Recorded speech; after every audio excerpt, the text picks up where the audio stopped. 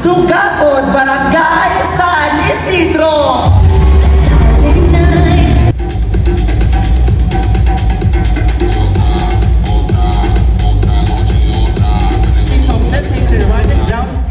And empowered presence with a vital statistics of 34, 26, 34.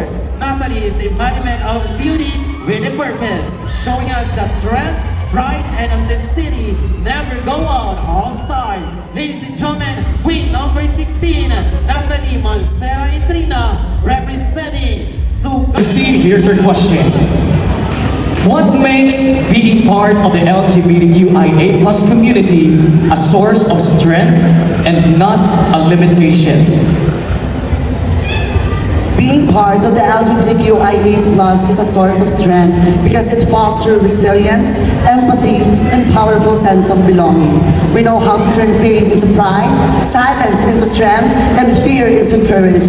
Our unique experiences bring unbreakable bonds to overcome adversity. Good evening.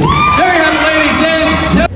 The lack of chance and the lack of opportunities to be of help, most especially to my dear Lolo, is one thing that I consider an excruciating experience, or shall I say, one of my doubtful moments. I live my life believing that I could be a good grandson to my Lolo, not paying attention to the efforts and sacrifices done by him, only to provide the life that we never asked, but he made it happen. His passing was a painful awakening filled with sleepless nights and the desperate wish for a second chance. But I stand here tonight telling you that regardless of our age, gender, and religion, we are capable of giving our Lolo an avenue of love in both comfort and care. It's never too late. The true Balay Malam Adres. Chosen as ambassadors of LGBT, how would you support and protect the rights of the LGBT?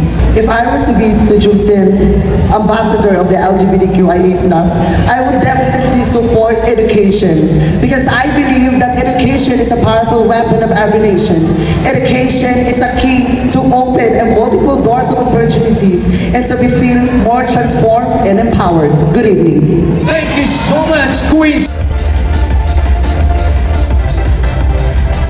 Congratulations, Queen 16, as our second runner.